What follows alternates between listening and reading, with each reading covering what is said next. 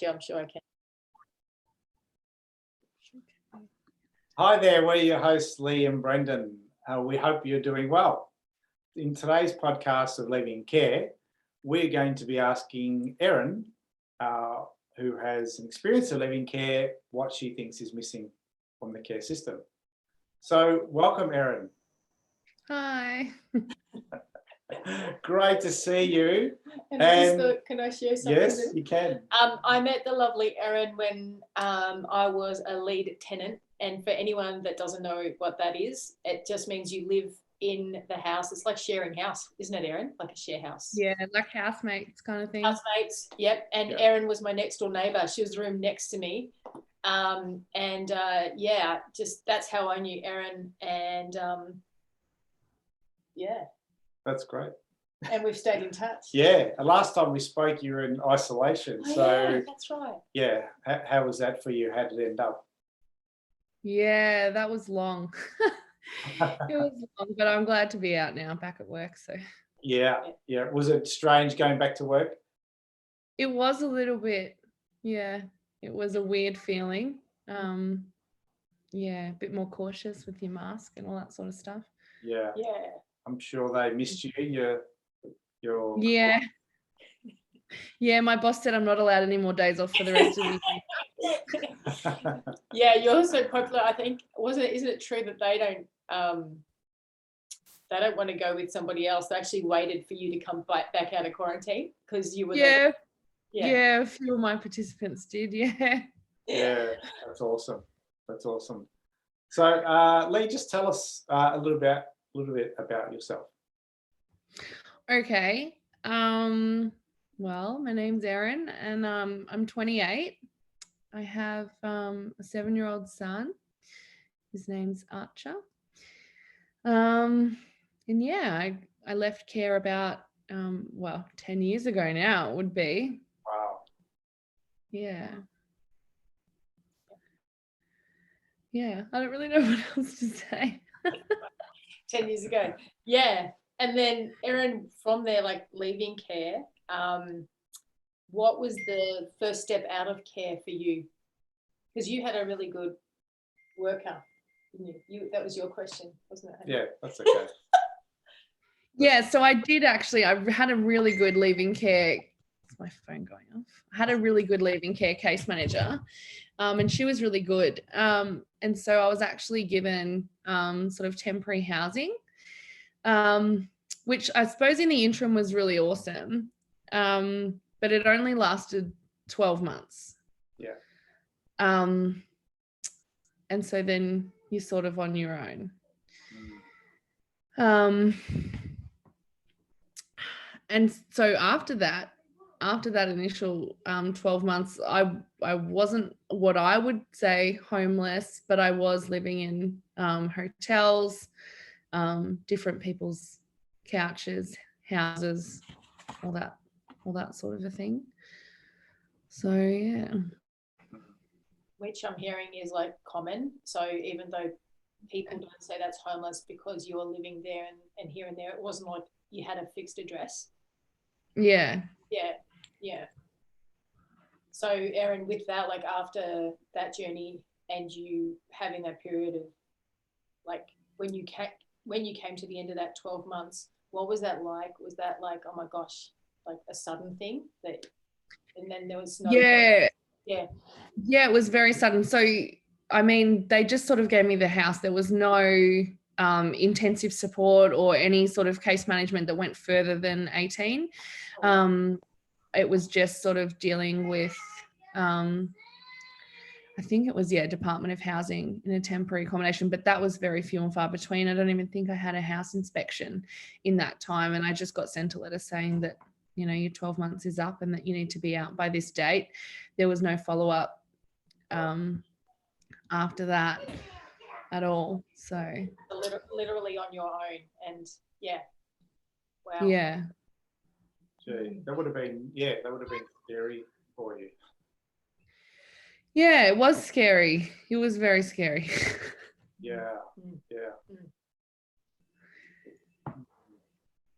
So what was, if you knew then sort of what you knew now about living independently and what works for you, how would that be different for you? Well, I think the main thing, I guess, is like if we were to have intensive support sort of when we were leaving, because the support is so intense when you're in care for so long. But I suppose, like, I didn't know how to change a doona cover even until after 18, because the workers sort of do that for you. It's not a family environment. It's very clinical, in a clinical setting, and they do all the cleaning usually. And, just knowing the basic things like that, you miss out on. And just if they were to have some intensive support with a gradual fade out, instead of just like, well, okay, you're 18, time's up. I was lucky and I got given accommodation for 12 months. But some people don't even get that. It's just like all your supports are cut, and basically all your ties. So, all the workers that you had made connections with, and the people in the resi units and stuff, everything is just cut off, and you're not allowed to have communication with those people. It's, I suppose, an ethical issue afterwards, but I can't hear you. Yeah, now. can't hear us? Is that better? Yeah. And Erin, like, how you shared about the supports being cut off? Like, the supports that you have, they're supports, like, what would they be for people that don't know what support you do get when you're in care? What are all those supports and all those relationships that you're talking about? Yeah, so I did have like a mental health worker, an AOD, like alcohol and drug worker, a case manager, and a Department of Human Services case manager as well. And then all the workers that live in the resi units as well, in the residential units that come in and provide support for where you're living. Yeah. All of that's all cut. And all those connections that you made, there is the option for you to, I guess, because then you're 18, you can hook up with a new lot of people, but that's on you. That's not arranged for you, and you're not really told how to go about that. But all the previous connections that you've made are lost now, and you've got to sort of start again from scratch. Wow. And so, like, Erin, did you have any idea that was going to happen when you turned 18 and you lost all those workers, or even at the end? I knew that. So coming up to it, I knew that obviously I wasn't, I was turning 18 and that support wasn't going to be, but it, I didn't even know that I was getting housing until 2 weeks before I turned 18. My worker said, I've managed to secure something, because at the time before that, I thought I was going to have to go into a caravan park because there was just nothing. And that's what happens to most people, is that's the arrangements that their workers make for them, because there has to be some kind of arrangement made for the interim, and that's usually what it is. And that's what I thought was happening with me. And then I didn't actually move into the house, I think, until 2 months after I turned 18, because it didn't become available, but I was staying at different friends' places until that happened. But yeah, so there's not much. I'm sure, I don't mean to talk badly of the workers, but I'm sure that they were trying, but yeah, there was not much communication or preparation that yeah. It's shocking, like 2 weeks before, Imagine that. Look at our circumstance at the moment, Erin. We're moving out of here in less than 60 days. Yeah. We're like in our 50s, and we've navigated we've had people that have come alongside us, and we know what to do, right? But coming out of care and having all those workers leave you suddenly, and then be in a place where you're just alone. Yeah. And all your decisions are made for you, basically, before you turn 18. Yeah. There's not much that you have control over. And then you're just left to sort of do it all. And it's pretty daunting, and you don't really know, you haven't really had the chance to make your own decisions and learn from them yet. Yeah. Erin, can you give us an example of that, just following that thread through, like in terms of like most of the decisions are made for you? So in your experience, what were some of the decisions, like pretty much on a daily basis, that were out of your control? So even the food that we ate, like in the residential units, or even in, you know, when I was placed in like out of home care with foster families, you know, you didn't get to choose what food you wanted or what time you went to bed, or sort of all of those decisions are pre-made for you. And I think, you know, like I acted out a lot as a teenager, but I think it was my way of asserting some sort of control over what I could. You know, I've been over 40 different placements in residential houses. And I remember I used to, what they call abscond, run away quite a lot, just hanging out with my friends, or just, you know, wanting to be with the people who, you know, I cared about and cared about me. And I would come home and knock on the door and they would say, "You don't live here anymore. And all your stuff's not here, and, you know, you got to go out and call your worker." And then, you know, I'd either be picked up by DHS or police and taken to a new placement who, you know, I didn't know these people, they didn't know me, and all my things were there. And, you know, those sorts of decisions like were just completely taken out of your hands. Wow. So that would just be happened like as you came back, that would like you don't live there anymore, just like that. Yeah, you don't live here anymore. Yeah, you'd be gone for 2 or 3 nights and you don't live here anymore when you went to go back. So. And then the police coming to pick you up, like what a thing to experience. It's like, yeah. So yeah, thanks Erin for shedding light on that. I guess that my question's around what do you think would make the journey out of care a better experience for other young people if you were given that opportunity? I know it's your experience, but that's what I'd love to hear, like what you think would be like give those young people in care right now a better experience as they're 15, 16, coming up to getting ready to leave care. I know it's extended to 21, but what do you think would make it better? Like, I reckon probably just ensuring that they're connected to their community and connected to people that actually don't have to leave when they turn 18. So that those connections that they make can stay strong and can remain, so that they're not completely left alone, you know, when it does come time. So it's like a slow and gradual thing. And connection to your community, you know, that can mean lots of different stuff, but it's super important for everyone to feel like they belong and have a place. And I think for a lot of us, we feel displaced and like we don't have a place. So I think, yeah, sort of ensuring that you do have a place, and that, that those connections can remain after you leave would be good. Yeah, and when you're talking about community, that's where you can get your voice heard as well, isn't it? Like, that you feel like you're in the same, you're sharing, and you know your voice is heard by others who are interested in you, just like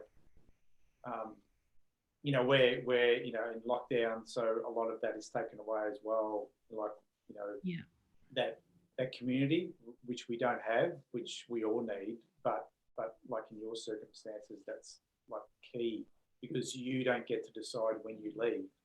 You get told when you leave. Yeah. So you have to, if you don't have that community behind you, you're on your own. Yeah.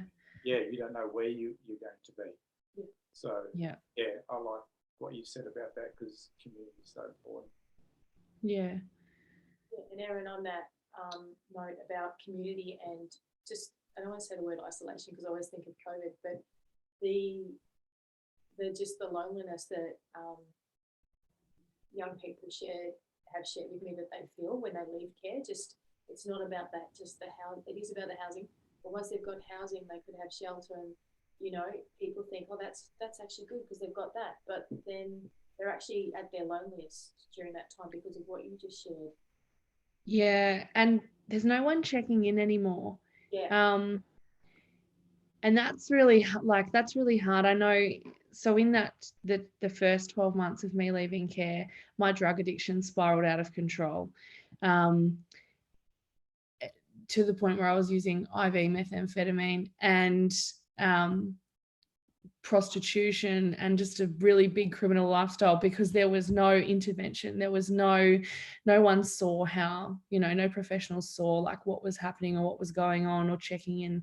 It was just, I was out on my own. Yeah. So then that isolation and that disconnection from community and that just all those workers that would normally be your support network. Yeah. For all those years, and also friendships with the workers as well that was all taken away. So it's not surprising that things like that take that away, and then you're just left on your own, and your drug use went up and prostitution, criminality and all that sort of stuff. And that's a way too common thread that I'm actually hearing when I'm talking to young people actually now that are 10 years on, that have had that experience in their first time leaving care, when it's meant to be celebration time, because it's like, you're 18 now, you're getting independent, but it's way not like a celebration. In fact, it's so I think, Erin, this is really, like, I guess this is my passion, but like, just because it's what I'm passionate about in terms of seeing young people when they're in a place of being able to share their own story to actually help the system be better, like in terms of not just the system, but young people that are in the system be better. Yeah. That's something, we're doing what we're doing for. But I'm interested in just your perspective, though, of seeing young people that are now in their 28, 25, 26, 27, 28, maybe even 30, whatever it is, how you feel about them being in a position to advocate for young people in care and help them make it a better experience, like help others navigate that whole journey. What do you feel about that whole space? Like, I'd love your own perspective. Yeah, I think it's a space that, off you go. I think it's a space that hasn't been filled, and I think it really needs to. I mean, we see it in mental health with the peer support and how important that it is for people to be able to feel that straight away common ground and firsthand knowledge and experience. I think it's what's the word? Like, it's just irreplaceable. Like, it's just, there's nothing that can replicate that.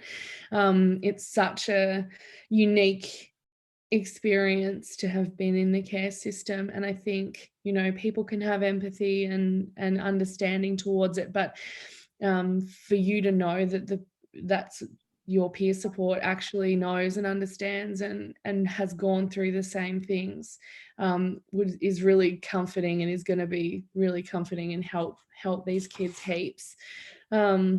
So yeah, I think it's really good. And I think it's awesome that they have some positive role models that have been out of the care system, because all over the news you hear about, the homelessness and the drug addiction and the this and the crimes and the suicide rate as well. You hear about all this stuff and you don't really hear about the good stuff. And so you kind of, when I was leaving care, thought, oh, you're doomed. That's the road you're destined to take, because this is where you've come from. So it's really awesome if you guys can provide a space where, that's not the only alternative, and young people can see that they can make a really good life for themselves. Yeah. And Erin, I just want to say thank you so much for sharing that.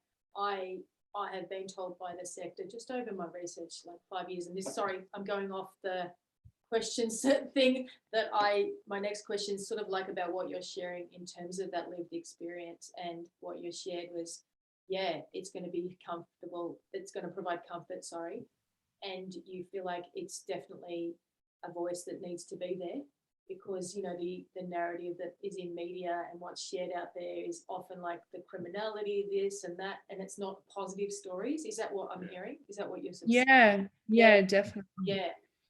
And that's the, the general consensus of the community as well. Whenever I've shared, and I don't share very often at work or anything, that I was in care, it's met with, oh my goodness, well, you've done well for yourself. Well, like, yes, but it's not it's not expected. And because that's not what the community hears, sees or feels about these young people either. Yeah. And that's, it's so good that you're saying that, because what I'm hearing that's also missing, because I'm thinking it's the lived experience and young people hearing from others exactly what you're saying, but it's also positive stories. Like, so to change that narrative to say that this is great, and it's not just the stories that you just kept getting heard the same negativity of this. If you leave care, this percentage are likely to get this, and this, and it's all negative and it's all disadvantaged and not advantaged thinking. And I'm really excited to start changing the narrative and allowing, I guess, as we spread the word out there, that people start seeing these voices like yourself, Erin, and others that share and just have a journey that's so different, like, and that young people have like that light and I guess that journey to look at and go, wow, that was different. Okay, so that's what happened there, but that's happening to me too, but this can be different. So I thank you for that. And I guess that in terms of sharing your story, and I know personally when I share from my lived experience, I shared that on the last podcast, and other times I feel like it's important to be in that position where you're able to share it, and but you're enough through the healing. I think people have talked about that. So I don't want to shed light on it because I don't have that experience. I have mental health experience. But what would you say to that, where the sector's saying, you don't want to re-traumatize people? What do you think is really important as we start to train young, people in that care experience to provide that support? Yeah, I think definitely, not re-traumatizing anyone is a good thing. But and I think, being actually through that, being through the, leaving care journey would be important. But so maybe 25 plus, know. But I do think they need to be sort of healed and through that journey before they, are trying to direct or guide someone else through. But everyone's got their own journey to making peace with that. And that's good, Erin. Thank you, because we're talking about training, and I'll stop talking now and pass it to Brendan. Because that's training is important. Yeah, training is important, and it doesn't mean that it may be for everybody now, but it might be, say, in a year's time or whatever. But I think we're trying to give the opportunity where they may not have had it previously. So that's what we're trying to look at, and whether it, and we feel like the training can, for some people it might be 6 months, it might be 12 months, whatever. Like life happens, so we're prepared, to have it stopped or start or paused or whatever that looks like. So I was going to say too, for Erin, having the boundaries around how you share your lived experience. Like for me, some people might go, and what happened, and there's only certain parts of my story I share, and there's certain parts of people, like, because there's the boundaries that can be entrenched upon. Like sometimes you don't, like I used to not know how to say, actually, that's enough and that's all I want to share. So we're actually really conscious of that, and actually having training for our peer support workers or peer coaches on how to share your story. So, in a protective way too. Yeah, that's awesome. I'm curious, Erin. So could you share like maybe one or two things that have really helped you to get to where you are now? Like you said, it's been 10 years. Just maybe one or two things that has sort of helped you to get to where you are. I would like to say that I don't know that it was all me, or that perseverance, but in truth, I fell pregnant with my son when I was addicted to methamphetamine, and just decided it was too late for me to do anything about that. And so I decided I didn't want that life for my baby. And so I moved away, and I moved up to Wodonga, where I am now. And I wasn't sure what would happen or if I'd be able to make a life for myself, but I just, fell in love with his little face, you know. And he's just the best thing that ever happened to me. And then I did my year 12 and then Cert 4 diploma, just kept upskilling and just living my life. But yeah, I don't know that anything really helped me. It was my son, having my son, I think. And going back to sort of what I said about community, in having my son, I went to things like mothers groups and I had connections with people through having my son. And then going to school, I made those connections with community. And I think, that's what's really helped me grow. And I feel just like a normal person living a normal life now. And I didn't for a really long time. Wow. Yeah. Well, that's great. Thanks for sharing that, Erin. But I think you said perseverance, and you also mentioned you made that decision. Like some people don't make a decision; they want it different for their child, but you've made that choice of wanting to be making a difference for him. And he was on there before.